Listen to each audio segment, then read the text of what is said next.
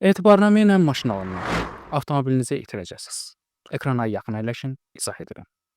Mülki məcəllənin 152-ci maddəsinə əsasən əşyalara mülkiyyət hüququ, istifadə, sahiblik və sərəncam hüquqlarından ibarətdir.